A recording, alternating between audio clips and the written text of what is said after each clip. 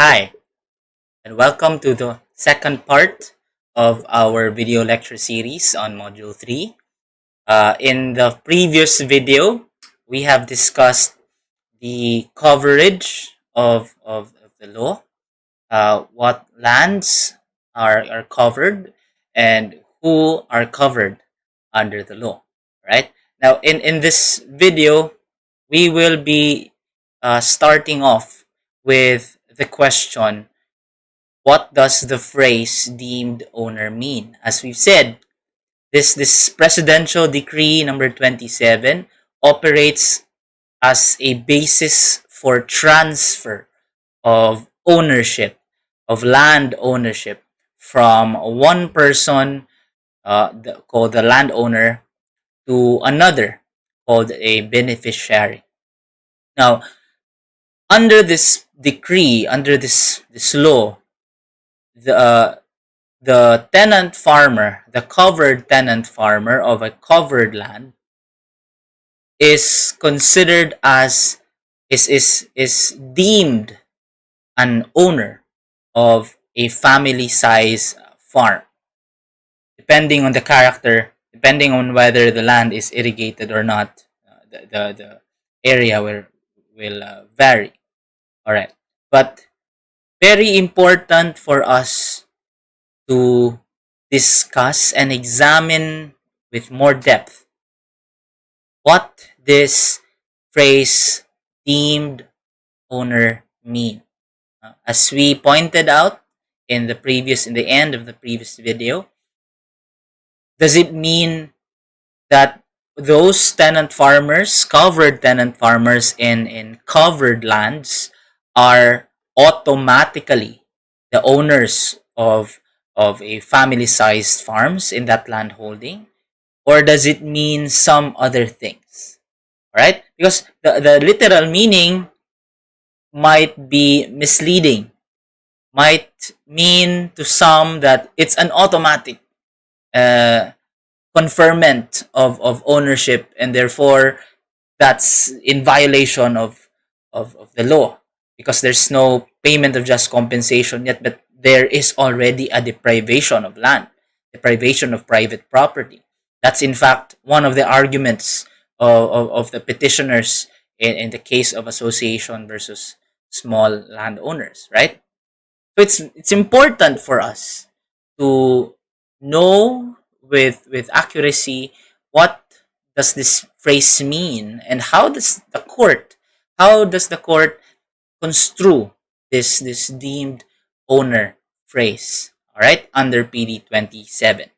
All right, now perhaps it's helpful to define, to study what this phrase really means by examining this set of facts. Now this timeline, right? Now this timeline starts off with uh, the occupation of the land by the tenant farmers, by the farmer lessees. Now this occupation of the land, all right, happened before 1972, meaning before the effectivity, before the promulgation of PD 27, right? So they were already there in a land holding as tenant farmers, as farmer lessees, all right, before 1972. Then came October 21, 1972, when PD 27 took effect, right? Now, just months after, right, or close to a year after, in 1973, the land which was occupied by the tenant farmers was reclassified, meaning it was reclassified from an agricultural land to an industrial land, to a residential land, to a purpose, to a classification other than an agricultural land. And then 10 years thereafter, the reclassification was certified by government agencies.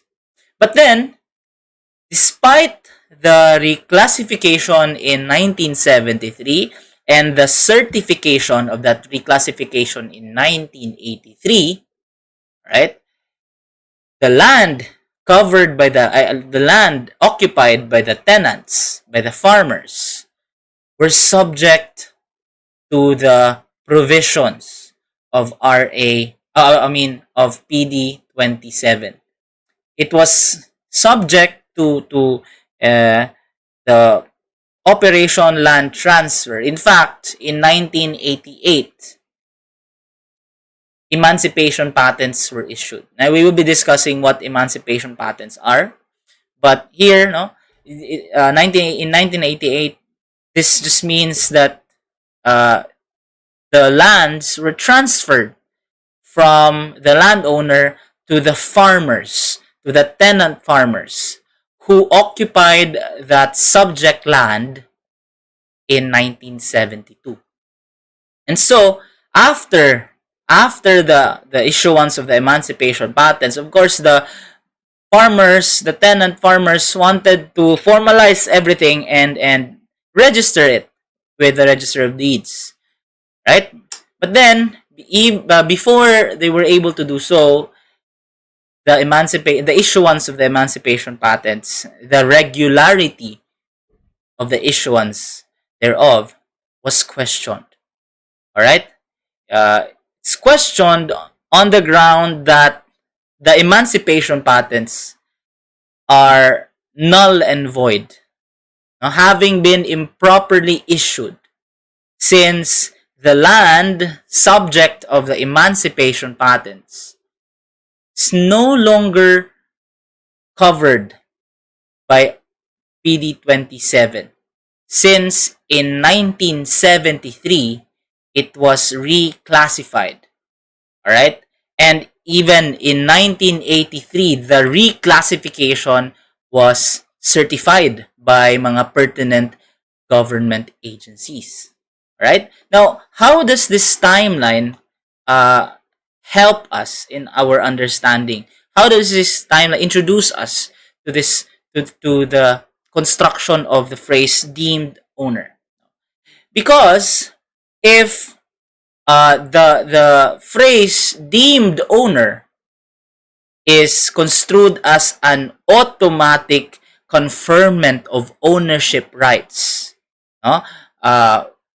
By virtue of the promulgation of the law, then that means that on October 21, 1972, the day that PD 27 took effect, the farmers, the tenant farmers who occupied the land are considered as automatic owners, right? No? If the phrase deemed owners is construed as an automatic conferment of rights, and therefore, if this deemed owner phrase is construed as an automatic conferment of ownership rights, the reclassification in 1973 and even the certification in 1983 will not matter, right? Because by virtue of this PD 27, no, if this deemed owner phrase is construed as an automatic conferment of ownership rights, then the farmers are already considered, right? The farmers would have been considered already as the owners by virtue of law. But we ask, is that really what this phrase deemed owner means? All right. Now, this set of facts is actually a summary of the set of facts, an outline of a set of facts in the case of Cabral versus heirs of Adolfo. Basically, that's what happened in that case. The tenant farmers have been there in a land holding before the operation of PD 27, and before the classification, and then PD 27 in 1972 took effect. But then after PD 27 took effect, the land was reclassified. The land, in fact, the reclassification was certified. But then this, notwithstanding the reclassification, still emancipation patents were issued over the land. Right? Now, in this case, the question was, are the emancipation patents void or valid? And what are the supporting arguments? What are the supporting reasons, okay, for saying that it's void, for saying that it's valid? All right. So here, incidentally, therefore, in order to answer whether the emancipation patents are void or valid, we have to answer the question, are the subject lands excluded by virtue of the reclassification in 1973? All right. Bear in mind that this reclassification was done after the promulgate, after PD 27 took effect. All right. So if the deemed owner phrase is construed as an automatic conferment of rights, conferment of ownership rights, then this reclassification could not have excluded the land, because in 1972 deemed owners na sila, right? And then the reclassification was had only in 1973. All right? If deemed owner phrase is construed as such. But is that really the meaning of this deemed owner phrase? Right. According to the court in this case, firstly, we have to establish a baseline. Firstly, we have to establish that this law, PD 27, this partakes of the nature of expropriation. In fact, according to the court, in fact, jurisprudence has stated in previous cases that it is not the usual exercise of expropriation. No? In the Association of Small Landowners versus Secretary of the case, right?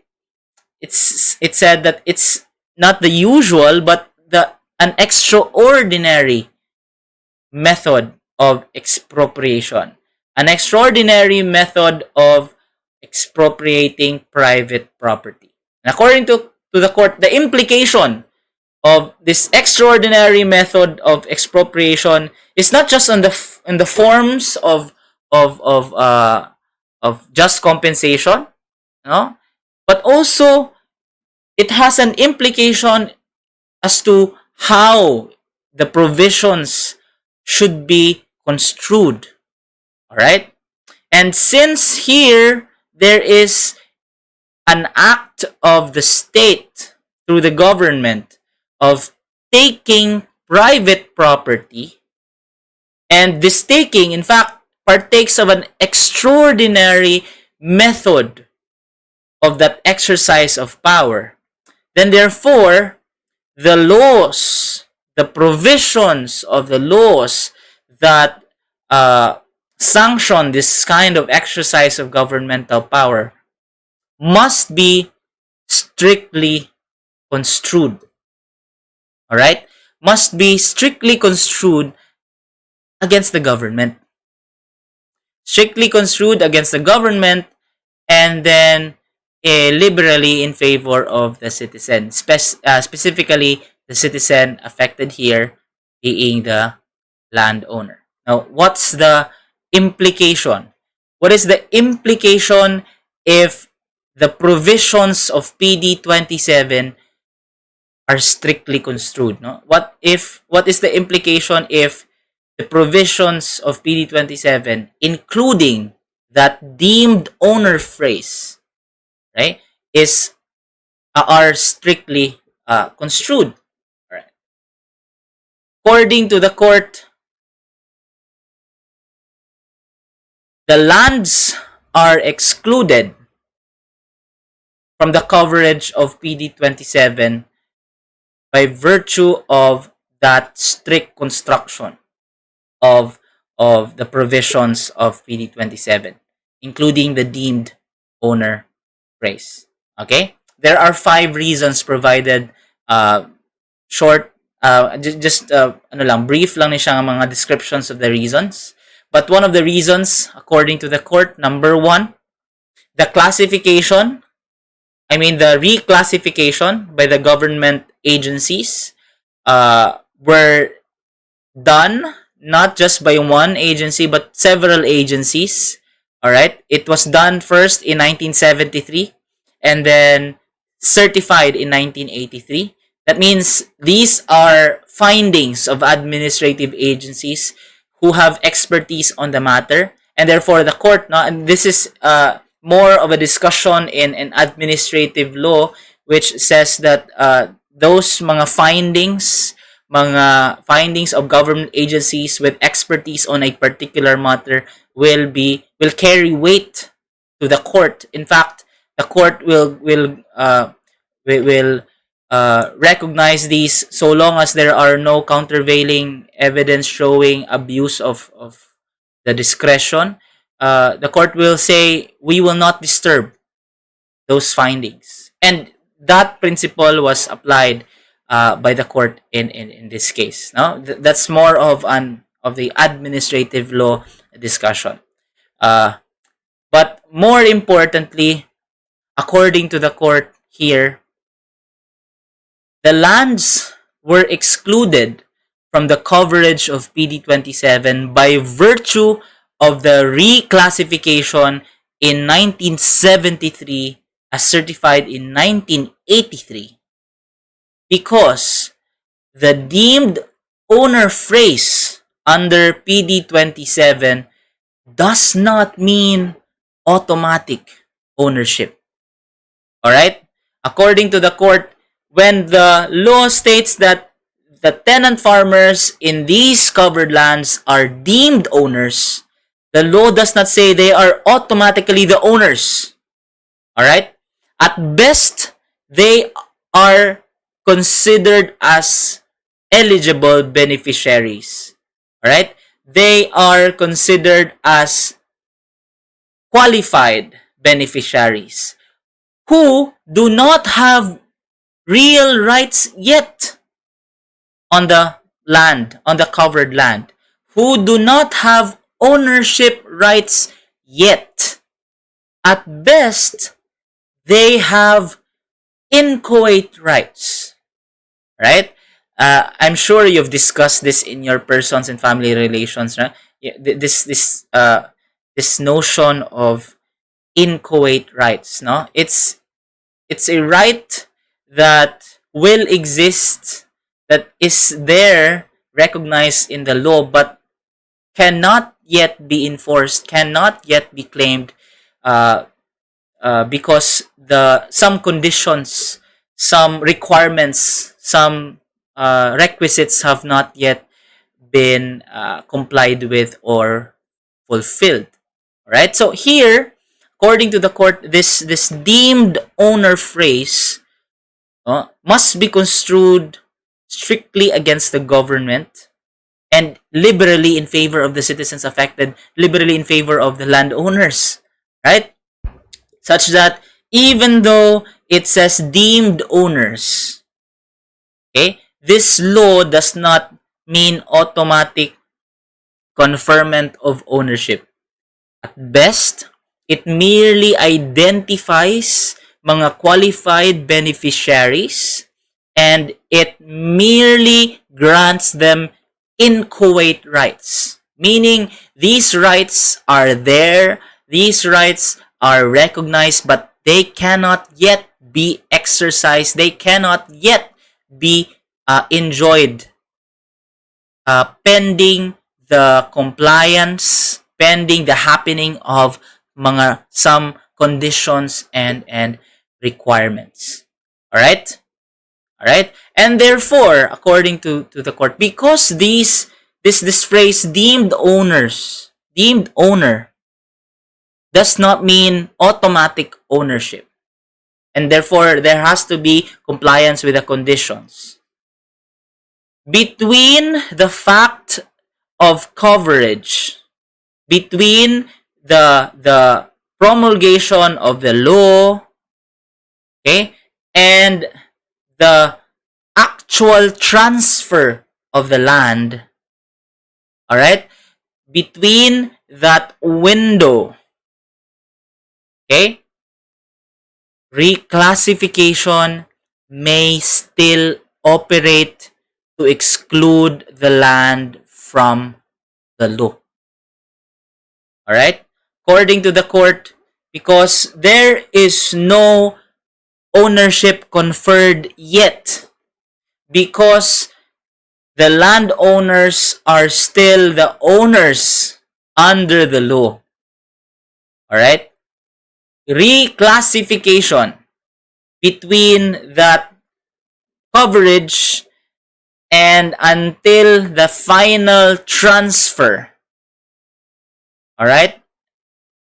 In that window, reclassification may still operate to exclude the land from the law. Meaning, if a land is covered initially by the provisions of PD 27, all right, and this land is reclassified even after PD 27 took effect, but before the transfer of the land to the qualified mga beneficiaries, the land may still be reclassified from an agricultural land to an industrial land to a residential land to other kinds of uses, other kinds of classifications of lands.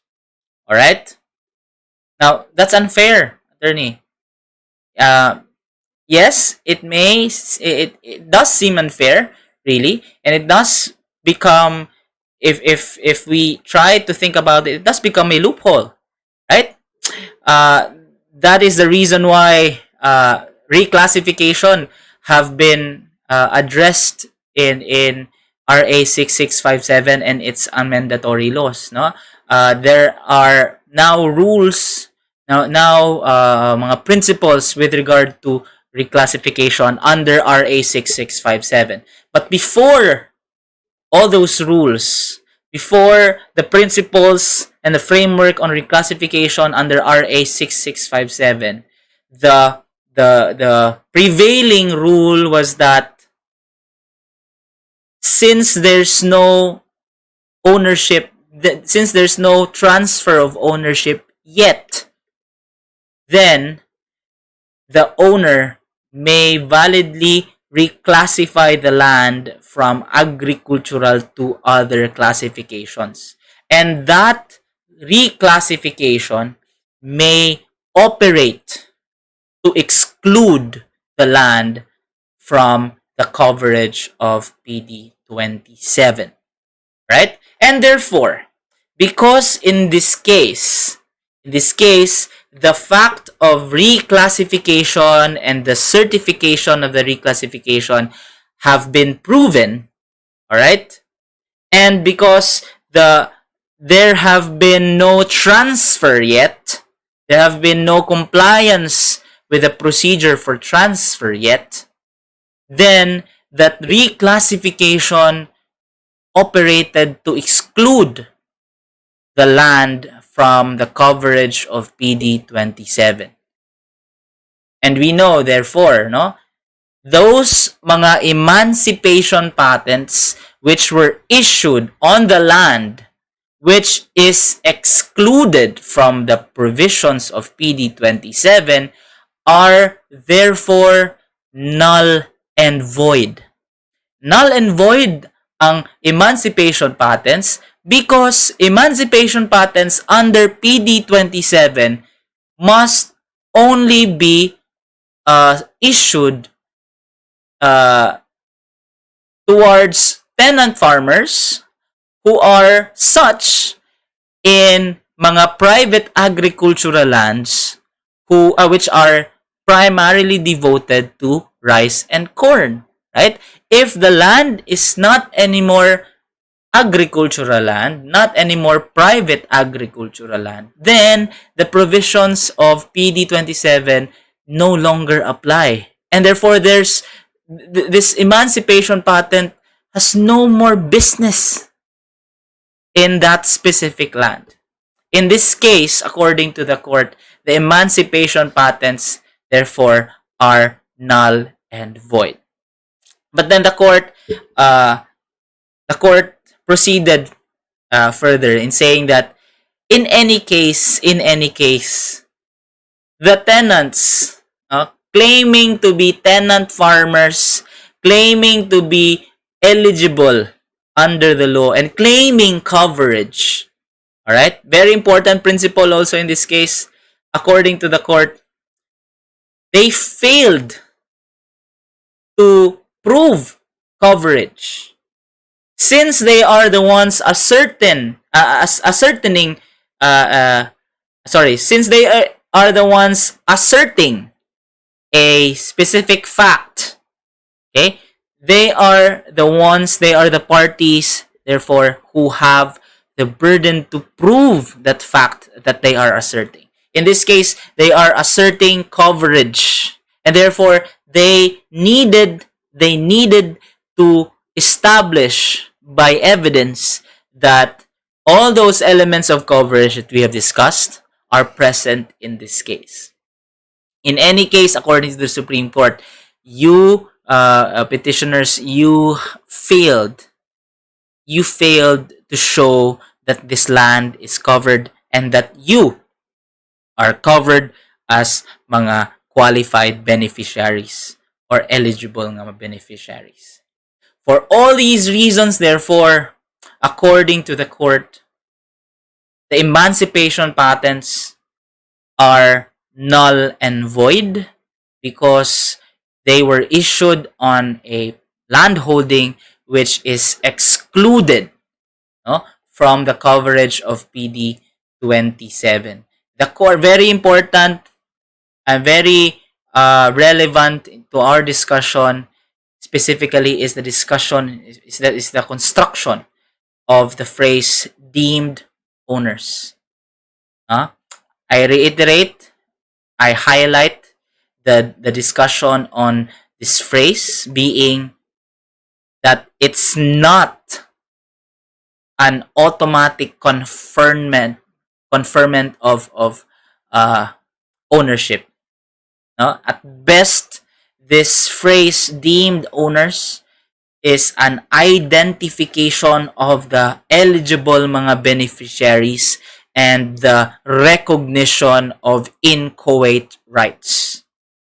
The real rights which may be enjoyed and enforced will come once all the requisites under the rules, under the whole procedure have been complied with, and after transfer was done. Right? In relation to this discussion of the rules, the procedure, we then ask, so what's the procedure? How does it proceed, attorney? If the deemed owner's phrase does not mean automatic ownership, and therefore there is just a recognition of inchoate rights, how do we get from inchoate rights to real rights? Right? How do we get from merely recognized rights to rights which may be enforced? All right. Now, just for us to have a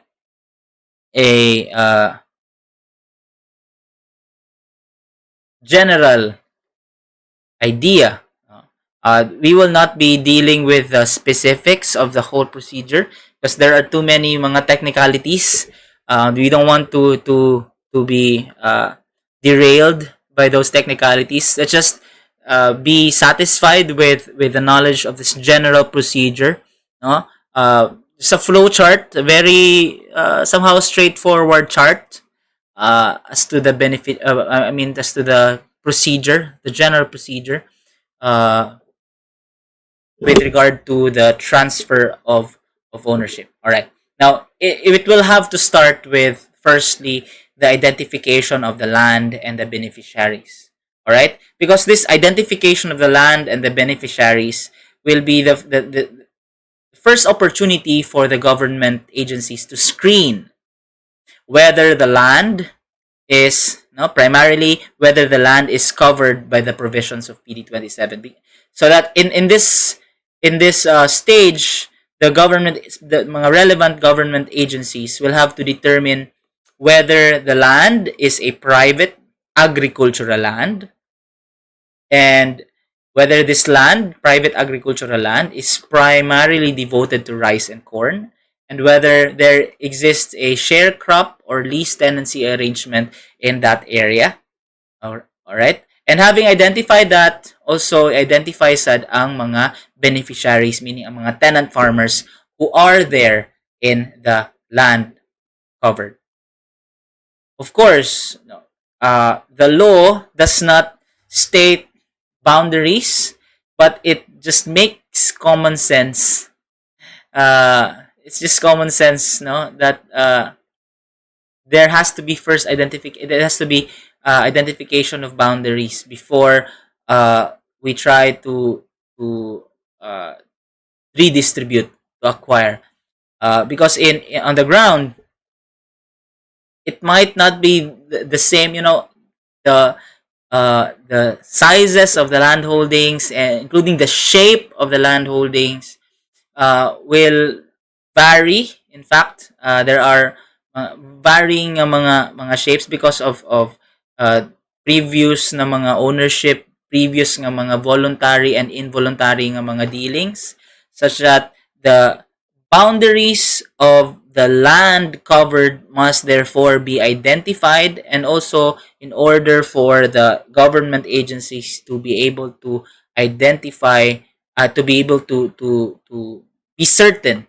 that they are covering the land of this specific person and not another person's, or the coverage does not encroach on another person on another land which is now not covered under the law. So boundaries, identification of boundaries, it's very important. All right, and then afterwards, after the identification of the land and the boundaries and the beneficiaries, then the beneficiaries will be given the certificate of land transfer. Now, don't be misled, no? In fact, there are many who are misled with the nomenclature, right? Because here, this certificate of land transfer, no, as processed by the National Computer Center at Camp Aguinaldo, it's it's not the land. It's not the certificate that will be the basis of the issuance of a certificate of title, right? This certificate of land transfer is actually the preparatory document which just identifies the land, identifies the beneficiaries, and identifies the boundaries of the family size farm, right? Now, this certificate of land transfer, no, if a farmer beneficiary is granted certificate of land transfer, it does not mean, therefore, that there is already transfer of ownership. Not yet. Okay? As I said, this certificate of land transfer is preparatory. Don't be misled by the nomenclature. Okay? Bear in mind that when a certificate of land transfer is issued pursuant to PD 27, it just means that the preparatory steps have been undertaken and it is now ready. The whole process is now ready to proceed towards the transfer. All right? All right? So, when we say certificate of land transfer, it's a preparatory document. All right? It means that there has already been identification of both land, of land, of beneficiaries, and the boundaries of the land. All right, and it just means that this person being issued with certificate of land transfer is recognized as a qualified beneficiary, and therefore he or she has an inchoate right over the property, but not yet real right. Because after the issuance of certificate of land transfer, the whole procedure will have to to resume to the valuation of the land, to proceed to the valuation of the land. Uh, and then after the valuation of the land, of course, there are mga rules on the valuation of the land under PD 27. But we will not be discussing the rules, much more the computation. We will forgo. But suffice it to say that after the issuance of certificate of land transfer, then the land will have to be valued. All right. What's the purpose of the valuation of the land? The purpose of the valuation of the land is for the government to set an amount that will be considered as just compensation, because after the valuation of the land, then just compensation is paid. All right, and only after the payment of just compensation shall the emancipation patent be issued. All right, only after the payment of just compensation shall the emancipation patent shall be issued. And note this emancipation patent, now this is the document which signals, which evidences that there has already been transfer of ownership from the landowner to the government, and from the government to the beneficiaries. All right, and afterwards, of course, this is not free. The government just finances the acquisition and then redistributes it, but the redistribution is not free.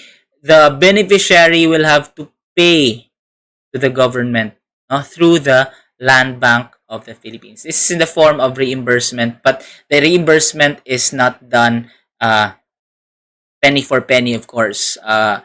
This is done by amortization.